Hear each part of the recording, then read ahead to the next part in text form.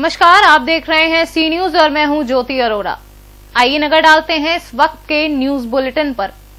अलीगढ़ जनपद को मिली शासन से सौगात। अब जल्द ही संयुक्त अस्पताल पंडित दीनदयाल में पीसीआर लैब शुरू होने जा रही है, जिसका मुख्यमंत्री ने 12 जुलाई को लखनऊ में ही उद्घाटन कर दिया था। अस्पताल में मशीनें तो पहले ही आ चुकी थी, अब लैब में भी लगकर सभी व्यवस्थाएं पूर्ण कर ली गई हैं। कुछ शासन से सामान आना है, वह भी जल्दी आ जाएगा और तभी कोरोना वायरस संक्रमण की जांच होना शुरू हो जाएगी। अब जनपद की जनता को ज्यादा इंतजार नहीं करना पड़ेगा और कोरोना वायरस संक्रमण की जांच भी जल्द से जल्द मिल जाया करेगी, जिससे जनपद वासियों को काफी लाभ होगा। अस्पताल में दीनदयाल में जो लैब शुरू होने की क्या कारण है और क्या कब तक शुरू हो जाएगी? इसमें कुछ पार्ट्स की कमी है जो लखनऊ से हमारे आने वाले हैं। वो जब आ जाएंगे तो विधिवत जो लैब है वो 20 तारीख से हम लोग इसको शुरू कर देंगे। आप क्या नाम है और क्या? मेरा नाम डॉक्टर सुमित वार्ष्णेय है। मैं माइक्रोबायोलॉजिस्ट हूँ RT-PCR लेबोरेटरी में। यदि जिस तरीके से ये लैब शुरू हो जाएगी तो क्या अलीगढ़ के लिए किस तरीके से? हाँ, ये लैब अलीगढ़ के लिए वरदान साबित होगी। जो मेडिकल कॉलेज में जो कुछ पेंडेंसी चल रही है वो हम लोग इसको कवर कर लेंगे और अभी शुरुआत में तो हम लोग 100 से 150 सैंपल तक निकालेंगे पर डे, और जब हम लोग विधिवत शुरू हो जाएंगे तो हम 500 से 600 सैंपल पर डे निकाल कर सेम डे रिपोर्ट देने का कोशिश करेंगे। अलीगढ़ से सीनियर संवाददाता संजीव शर्मा की रिपोर्ट। अलीगढ़ में बसपा पार्षद की गिरफ्तारी को लेकर राष्ट्रीय हिंदू युवा वाहिनी ने सीओ को दिया ज्ञापन। महाकाल मंदिर को पार्षद ने बताया था आतंकवादियों का अड्डा। आज राष्ट्रीय हिंदू युवा वाहिनी की मंडल की टीम ने एक ज्ञापन सीओ सेकंड जी को दिया गया है। उसके उपरांत हमने कार्रवाई की मांग की है। जैसा कि 10/7/2020 को हमने एक प्रार्थना पत्र दिया था, जिसमें नगर निगम के निगम पार्षद सद्दाम हुसैन, जिन्होंने महाकालेश्वर मंदिर पर टिप्पणी करते हुए बोला था कि महाकालेश्वर मंदिर आतंकवादियों का अड्डा है। इस चीज़ को देखते हुए हिंदू धर्म के लोगों, सनातन धर्म के लोगों के बीच आहत पहुंची, उनकी भावनाओं को ठेस पहुंची है। इसके उपरांत 72 घंटे से ज़्यादा का समय हो चुका है, अभी तक सद्दाम हुसैन की कोई भी गिरफ्तारी नहीं हुई है। इसके उपरांत आज हमने सीओ साहब को चेतावनी दी है कि अगर 24 घंटे के अंदर सद्दाम हुसैन की गिरफ्तारी नहीं होती है तो इसके बाद राष्ट्रीय हिंदू युवा वाहिनी का प्रत्येक कार्यकर्ता रोड पर उतर जाएगा और सद्दाम हुसैन की गिरफ्तारी की मांग करेगा। क्या नाम है आपका? शरद सारोसत। क्या पता है? प्रदेश अध्यक्ष राष्ट्रीय हिंदू युवा वाहिनी। अलीगढ़ से सीनियर संवाददाता संजीव शर्मा की रिपोर्ट। जहां एक और लॉकडाउन के चलते हर किसी की रीढ़ की हड्डी टूट चुकी है, तो वहीं स्कूल संचालकों की अभिभावकों और बच्चों के विरुद्ध मनमानी देखने को सामने आ रही है। अब तक यहां बच्चे स्कूलों में जाकर पूरे दिन पढ़ाई, उसके बाद ट्यूशन और फिर होमवर्क के बाद बच्चे अपने अच्छे रिजल्ट के लिए तैयारी किया करते थे। वहीं लॉकडाउन के चलते मात्र मोबाइल ऐप ऑनलाइन पढ़ाई के जरिए बच्चों का भविष्य देखा जा रहा है। घर बैठे बच्चों को मोबाइल ऐप के जरिए पढ़ाई के ढकोसले के सहारे स्कूल संचालक मनमाने तरीके से फीस वसूलने पर उतर आए हैं, जिसके चलते आज अलीगढ़ के नामचीन स्कूल कृष्णा इंटरनेशनल पर अभिभावकों ने हंगामा काटा। सभी का कहना है कि स्कूल संचालक 5 से 6 हज़ार की फीस के नाम पर वसूली कर रहे हैं। आम आदमी को लॉकडाउन के चलते ना तो कहीं से जॉब का पैसा मिला है और ना ही बिजली के बिल और तमाम तरह के टैक्स में छूट मिल सकी है, और अब स्कूल संचालक भी अपनी मनमानी पर उतर आए हैं। अभिभावकों का ये भी कहना है कि स्कूल संचालक ने फीस जमा ना करने पर बच्चों को एग्जाम से वंचित करने की भी धमकी दी है। हाँ। बताइए क्या नाम है आपका? जी देखिए, मेरा नाम भावना सिंघल है। मेरे 2 बच्चे इस स्कूल में पढ़ते हैं। बेटी 8th में है, बेटा 10th में है। ठीक है, हम सब पेरेंट्सों की एक अपील है कि ये हमारी 3 महीने की फ़ीस माफ़ करें। ये कहते हैं कि हम सिर्फ ट्यूशन फ़ीस ले रहे हैं, जबकि ट्यूशन फ़ीस पर ये सारे चार्जेस उसमें ऐड करके ट्यूशन फ़ीस का नाम कर रहे हैं। कौन से चार्जेस लगा रखे हैं? सर हाँ, एग्जाम फीस भी ले रहे हैं, लेकिन वो सिर्फ क्लियर उसमें मेंशन सिर्फ ट्यूशन फीस कर रहे हैं। सर ट्यूशन फीस बढ़ा देते हैं हर साल। दिनों में कितनी फीस लेते थे और अब? सर अब देखिए, पहले 6 में 3000 थी, 7th में इन्होंने 3000 के 4500 करे, अब इन्होंने 5000 5200 कर दिए। 8th क्लास के 5200 और उसके बाद 600 रुपए ये उसमें एग्जाम फीस ऐड कर रहे हैं। उसमें भी ये कह रहे हैं कि हम भरा नहीं। क्या मांग रहे हैं आप लोगों की? हमारी 3 महीने की फीस नहीं, हम चाह रहे हैं हमारी फीस ट्यूशन फीस कम करी जाए, जो जायज़ हो ट्यूशन फीस। ये बोलते हैं हम ट्यूशन फीस 5000 लेंगे, जो कि ट्यूशन फीस चार्जेस नहीं है। जायज़ नहीं एग्जाम का है। बच्चों का क्या हुआ? सर आज एग्ज़ाम है, आज लेने दे रहे हैं लेकिन कल के लिए मना कर दिया नहीं इनका सर कोई पता नहीं है। कल शाम को इन लोगों ने मैसेज किया कि आपका पेपर दिला देंगे हम, ठीक है। रात को इन्होंने मैसेज कर दिया कि अगर आप फीस पे नहीं करते हैं तो बच्चों को ब्लॉक कर देंगे, आपकी वो ऐप ओपन नहीं होगी, पहले आप फीस पे कीजिए तब बच्चा एग्ज़ाम देगा। मेरा सबसे पहला तो ये है कि मेरे बच्चों का एग्ज़ाम दिलवाएं। अगर इन्हें ऐसा करना था तो शुरू में ही बोलना था कि हम बच्चों को जब भी पढ़ाएंगे ऑनलाइन जब आप फीस पे करेंगे। और हमने नहीं कहा था इनसे कि ऑनलाइन क्लासेस चलाएं। मेरी बच्ची की आंखों में प्रॉब्लम शुरू हो गई, उसकी गोहेरी निकलने लगी हैं, वो रोती है, 3-3 घंटे क्लास चलानी पड़ती है, कानों पे इफेक्ट पड़ रहा है, दिमाग पे इफेक्ट पड़ रहा है, और पेपर में बैठने नहीं दे रहे हैं ये लोग। आज 2 बजे एग्जाम है बच्चों का। लॉस हो रहा है इसलिए हमसे तरीके की शिकायत दर्ज कराई है इन्होंने, क्या है पूरा मामला? कुछ नहीं, अभी तक ये लोग पेरेंट्स जो है फीस जमा नहीं कर पा रहे थे और अब हमारे द्वारा एक मैसेज भेजा गया था कि आप अपने आप को रजिस्टर्ड करने के लिए 1 महीने की फ़ीस जमा करा दें, जिससे कि एक्चुअली बहुत सारे पेरेंट्स हमारे टीचर्स को ऑनलाइन क्लासेज में ये बोल रहे हैं कि साहब हम जब पढ़ना नहीं चाह रहे ऑनलाइन क्लासेज, लेकिन आप हमारे साथ ज़बरदस्ती हमें पढ़ा रहे हैं। तो ऐसी स्थिति में हमें भी कम से कम ये मालूम पड़ेगा कौन से पेरेंट्स जो है या कौन से बच्चे हमारे साथ ऑन रोल पढ़ना चाहते हैं और कौन से बच्चे नहीं पढ़ना चाहते। तो उसके लिए हम लोगों ने इनको पेरेंट्स को एक जनरल मैसेज भेजा था कि आप 1 महीने की फ़ीस जमा करा दीजिए, और उसी के लिए पेरेंट्स आए हैं। और हम लोग एज पर गवर्नमेंट का जो हमारा सरकार का जो आदेश है, माननीय मुख्यमंत्री जी के जो आदेश हैं, उन्हीं आदेशों के अनुसार हम लोग चल रहे हैं कि हम 1 महीने की फ़ीस से, हालांकि अब तो जुलाई आ गया, तो गवर्नमेंट के द्वारा अप्रैल मई जून की फ़ीस के लिए ही केवल कहा गया था कि इन 3 महीने की फ़ीस को आप एक साथ ना लेकर के मंथली चार्ज करेंगे। सर सरकार ने एडवाइजरी जारी की थी, बिल्डिंग चार्ज नहीं ले सकते, ट्रांसपोर्ट नहीं ले सकते। हम कुछ नहीं ले रहे हैं, हम कोई बिल्डिंग चार्ज नहीं ले रहे हैं, कोई ट्रांसपोर्ट नहीं ले रहे हैं। जो सरकार के नाम से हम केवल फीस ले रहे हैं टीचर स्टूडेंट्स के साथ। सर आपकी तरफ से जो 1 महीने की फ़ीस ली जा रही है उसमें कौन कौन से चार्ज लगाए गए? हमारे गवर्नमेंट के द्वारा 2016 का जो एक एजुकेशन एक्ट आया था, उस एक्ट के अनुसार कंसोलिडेटेड फीस है वो ली जा रही है केवल हमारे पास से। नहीं, लोगों ने बताया है कि सारे मतलब ट्रांसपोर्ट चार्ज भी लिया जा रहा है। जो नहीं, ट्रांसपोर्ट चार्ज हमारे यहाँ से कोई किसी तरह का, जितने पेरेंट्स ने हमारे यहाँ जमा कर दिए आप उनकी रसीद भी देख सकते हैं और उनसे आप डिस्कस भी कर सकते हैं।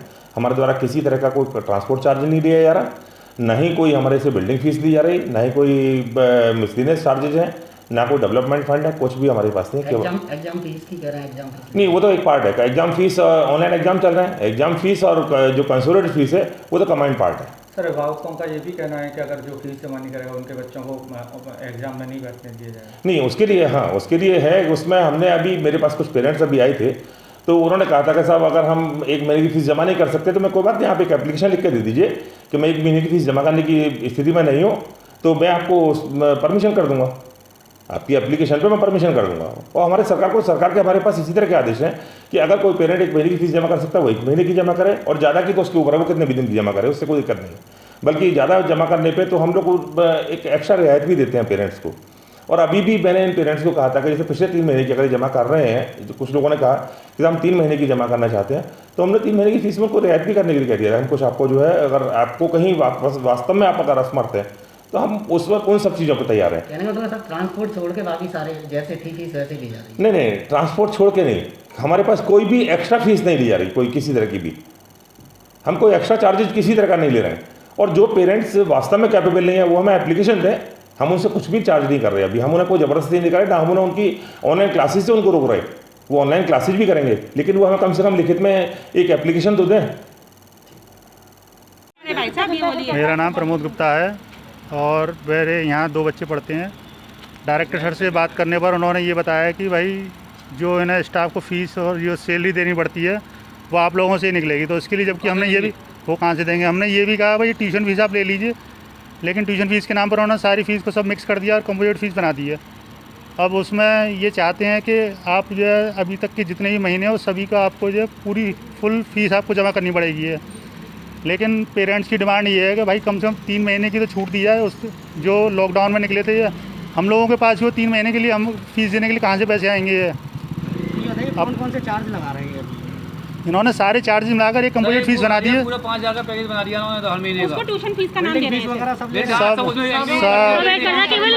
केवल ट्रांसपोर्ट फीस नहीं लिए हैं, केवल एग्जाम फीस एग्जाम फीस अलग से। इन्होंने सारी फीस, सारे चार्जेस मिला करके एक कंप्लीट फीस बना दी है। और सबसे बड़ी दिक्कत ये है कि इन्होंने 3 महीने तो ऑनलाइन क्लासेस चलाई, उसके बाद अब ये अचानक से ये कह रहे हैं कि अगर आपने फ़ीस जमा नहीं करी तो आपके बच्चों को एग्ज़ाम नहीं देने दिया जाएगा। उनको ये ऑनलाइन एग्ज़ाम नहीं देने दिया जाएगा तो बच्चों के ऊपर ये गलत इंप्रेशन जाता है, गलत ये हम लोग को प्रेशराइज कर रहे हैं। तो ये बोला कि आपको पढ़ाना है, पढ़ाई नहीं पढ़ाना, क्या चाहते हैं, क्या होना चाहिए? हम लोग चाहते हैं अप्रैल मई जून 3 महीने की फ़ीस माफ़ की जाए, जो कि हम लोगों के पास भी कहाँ से आएगी है भाई। अगर इन लोगों को स्टाफ को फीस देनी है तो सैलरी देनी है तो वो सैलरी, अब ये हमारे पास कोई घर में पेड़ तो लग नहीं रहा है कि हम बिजली का बिल भी दे दें, बच्चों की ट्यूशन फीस भी दे दें, और जो हमें एक्स्ट्रा टैक्सेस देने हैं या हमें इंटरेस्ट बैंक वगैरह की देनी है वो सब कहाँ से लाएँ। गवर्नमेंट ने हमें बिल के लिए भी छूट नहीं दी, स्कूल वाले हमें फ़ीस के लिए छूट नहीं दे रहे हैं, तो हमारे घर में पेड़ तो लग नहीं रहा है। अब ये लोग ये चाहते हैं कि ये आप कहीं से भी लाइए, बस पैसे लाइए और जमा कीजिए, वरना आप अपने बच्चों को यहाँ से निकालिए। पेरेंट्स परेशान थे, वो केवल अपने सर के पास पिछले अप्रैल मई और जून की फीस माफ़ कराने के लिए आए हैं, और सर से हम लोगों ने रिक्वेस्ट करी है, लेकिन सर हमारी रिक्वेस्ट को मान नहीं रहे हैं। उन्होंने बिल्कुल मना कर दिया, आपको पढ़ाइए ना निकाल लीजिए, आपको अगर बच्चे पढ़ाने तो पढ़ा लीजिए, नहीं तो आपको बच्चों को ले जाइए। हम आपके पास निकाले, बच्चे हमारे पास इसमें पढ़ाइए, उन्होंने साफ करी। और पहले तीनों ने ये कहा था। अलीगढ़ से सीनू संवाददाता संजीव शर्मा की रिपोर्ट।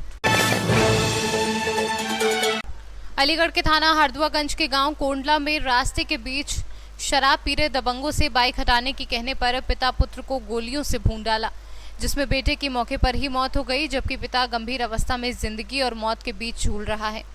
घटना की सूचना मिलने के बाद मौके पर भारी तादाद में पुलिस फोर्स और आला अधिकारी पहुंच गए हैं।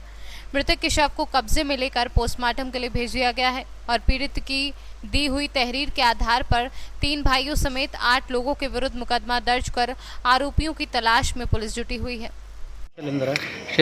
कौन सी जगह से है? मैं अलीगढ़ में रहता हूँ, गाँव मेरा कोंडरा। अच्छा, ये कहाँ के रहने वाले हैं, कौन है ये मेरे चाचा जी हैं, क्या कोंडरा के रहने वाले हैं। अच्छा, क्या हुआ इनके साथ में? ये मुझे पता नहीं, मैं अलीगढ़ में ही हूँ, मुझे तो फ़ोन आया तो इसलिए मैं यहाँ इमरजेंसी में इनको एडमिट करने के लिए आया हूँ। तो क्या हुआ, क्या था, इनके क्या लगा है? इनकी गोली लगी है, इनके और इनके बेटे के। ये मेरे चाचा हैं और वो जो इनका बेटा है वो मेरा भाई है छोटा। क्या नाम है? वो राजू नेत्रपाल नाम है उसका। जो ये चाचा जी, इनका नाम गिरीश चौधरी है। तो वहाँ पे क्या गोली चली थी, क्या हुआ था? हाँ, गोली चली है। अब ये तो पता चलेगा कैसे कैसे नहीं, अब मुझे इसकी जानकारी नहीं है। जो चश्मदीद है वो वहाँ अभी हरदोगंज थाने में है, वो आ जाएगा जब बताएगा क्या है क्या नहीं है। तो इनका बेटा एक्सपायर हो गया? हाँ, मौके पे हो गया बेटा। हाँ, वही। विवाद किस चीज़ का था, कुछ पता है? ये मुझे जानकारी नहीं है कुछ अभी, ये अब पता लगेगा क्या है क्या नहीं है, तब पता लगेगा। गनशॉट हुआ, कौन कौन इंजर्ड है, किसकी डेथ हुई? ये थाना हरदुआगंज में गाँव पड़ता है कोंडरा, उसमें आज शाम को जो है 2 लोगों को गोली लगी थी। उसमें एक आदमी की, एक जो लड़का है 25 साल का, उसकी जो है हॉस्पिटल आने के बाद उसकी डेथ हो गई। अभी जो फादर हैं लड़के के, वो उनको JN मेडिकल के लिए रेफ़र कर दिया गया है। बाकी अभी तहरीर हम लोग लिखवा रहे हैं, और तहरीर लिखवाने के बाद रात भर जो है इनको दबिश देकर इसमें आगे कार्रवाई करेंगे और पकड़ेंगे, और जो भी होगा इसमें पूरी कानूनी कार्रवाई की जाएगी। क्या वजह निकल के सामने आ रही है? वजह इनकी यही निकल के आ रही है कि ये शाम को वहाँ बैठे हुए थे और कुछ जो है आपस में इनकी बहस हुई, बहस के बाद फिर लड़ाई हुई, और लड़ाई के बाद फिर इन्होंने जो है जो दूसरे गाँव पक्ष वाले थे, दारापुर वाले, उन्होंने कुछ लोगों को बुलाया, 4-5 लोग आए और उसी में इनकी वहाँ पर गोलियाँ, एक आदमी ने गोली भी चलाई। अभी किसी अरेस्टिंग है? अभी तक किसी को अरेस्ट नहीं किया गया। जो लोग हैं जो इसमें अभियुक्त हैं वो अभी फरार हैं, तो उनके जो है परिजनों को हमने बैठाया। अलीगढ़ से सीनू संवाददाता संजीव शर्मा की रिपोर्ट। अलीगढ़ में पुलिस ने मुठभेड़ के दौरान 50,000 का इनामिया गौकश बदमाश गिरफ्तार किया है, जिसे घायल अवस्था में मलखान सिंह जिला अस्पताल में भर्ती कराया गया है। पुलिस के मुताबिक पकड़े गए बदमाश पर अलीगढ़ के थाना जवा और बुलंदशहर पुलिस ने 25-25 हज़ार रुपये का इनाम घोषित किया हुआ है। पकड़े गए बदमाश से एक अवैध तमंचा, भारी मात्रा में खोखा एवं जिंदा कारतूस और एक मोटरसाइकिल बरामद हुई है। ये लगभग चेकिंग हो रही थी 11:15 बजे के बीच, प्रिसाइडली 11:05 हमारे जमा क्षेत्र का पिलौना बॉर्डर है, वहाँ पर पुलिस टीम हमारी चेकिंग कर रही थी। एक साइकिल पर 2 सस्पेक्ट आ रहे थे, उनको रोका गया। पुलिस को देखते हुए फायर करते हुए भागे। पुलिस ने जवाबी फायरिंग किया, जिसमें एक बदमाश को पैर में गोली लगी। एक बदमाश वहाँ से भागे।